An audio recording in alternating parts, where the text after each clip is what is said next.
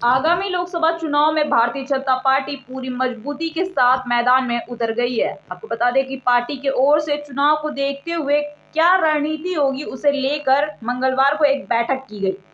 इस बैठक में पार्टी चुनाव को लेकर पूरा प्लान तैयार की। आपको बता दें कि इस बैठक में प्रदेश की सभी लोकसभा सीटों को कैसे साधा जाए और कितनी रैलियां होगी, इन तमाम बातों को लेकर चर्चा की गई।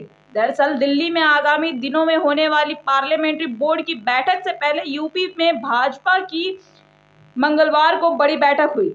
इस बैठक में मुख्यमंत्री योगी आदित्यनाथ, राष्ट्रीय उपाध्यक्ष और लोकसभा चुनाव के प्रदेश प्रभारी बैजयंत पांडा, प्रदेश अध्यक्ष भूपेंद्र चौधरी, धर्मपाल सिंह, दोनों डिप्टी सीएम केशव प्रसाद मौर्य और ब्रजेश पाठक समेत सभी मोर्चे के अध्यक्ष, क्षेत्रीय अध्यक्ष, प्रदेश पदाधिकारी मौजूद रहे।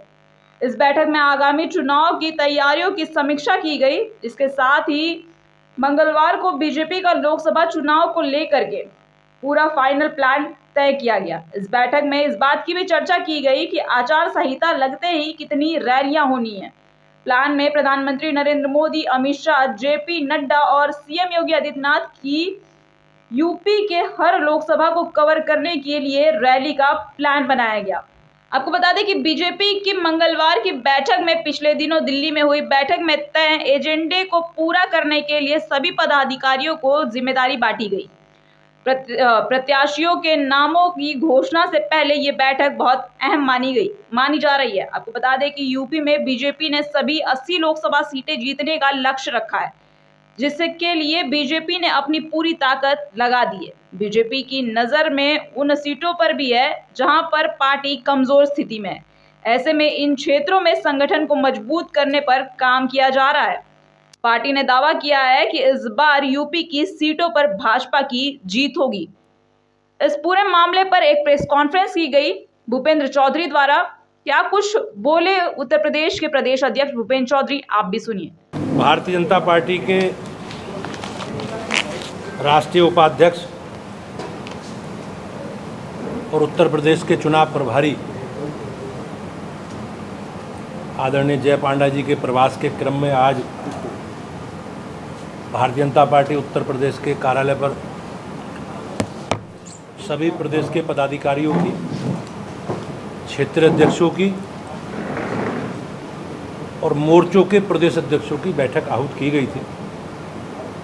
आज की बैठक में जयंत पांडा जी के साथ प्रदेश के यशस्वी माननीय मुख्यमंत्री योगी आदित्यनाथ जी, प्रदेश के उप मुख्यमंत्री आदरणीय केशव जी, आदरणीय ब्रजेश पाठक जी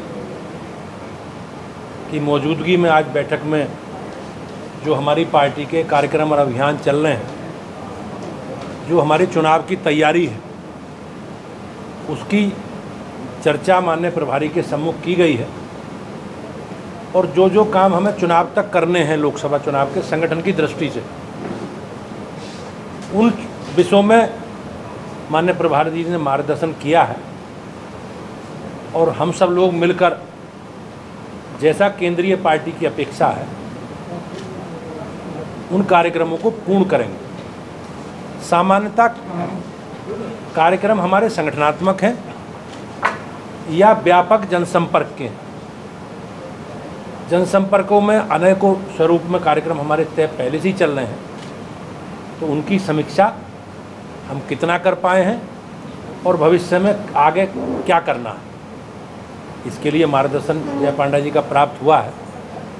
मुझे उम्मीद है कि भारतीय जनता पार्टी के हम सब कार्यकर्ता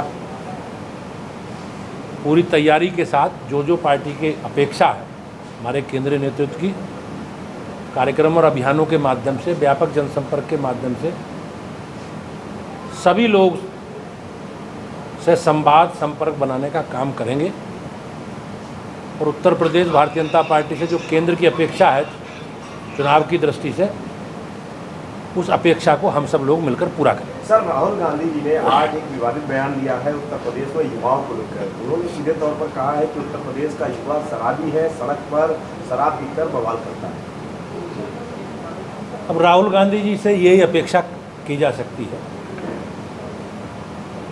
और मैं निश्चित रूप से कह सकता हूँ कांग्रेस को कोई संज्ञान लेता नहीं। कांग्रेस उत्तर प्रदेश से पूर्ण रूप से पलायन कर चुकी और उसी की खींच में, झल्लाट में इस प्रकार के बयानबाजी राहुल गांधी कर रहे हैं, क्योंकि जितना नेगेटिव बोलेंगे उतना उसका प्रभाव वो अपने को आप लोग ज़्यादा स्थान उन्हें देंगे। तो मुझे ऐसा लगता है कि वो एक कहावत है पुरानी, खिस्साई बिल्ली खंबा नोच। सर, राहुल गांधी की न्याय यात्रा में अखिलेश यादव नहीं पहुंचे। राहुल गांधी न्याय यात्रा लेकर यूपी आए, यूपी में भी अखिलेश यादव नहीं पहुंचे। कैसा एनडी गठबंधन है? अब ये तो होना ही था, ये वैचारिक गठबंधन नहीं है। इन लोगों में आपस में भयंकर अंतविरोध है और ये परिवारवादी लोग हैं, भ्रष्टाचारी लोग हैं और अपने परिवार को बचाने के लिए, लोगों का ध्यान भटकाने के लिए इस प्रकार का गठबंधन का प्रलाप अलापते हैं। आप देखो गठबंधन बचा कहाँ है? आप पश्चिम बंगाल में कोई संभावना बची नहीं, दिल्ली पंजाब में कोई संभावना बची नहीं, उत्तर प्रदेश में भी गठबंधन की जिसकी बात आप लोग कर रहे हैं वो अंतिम सांस गिनने आया है।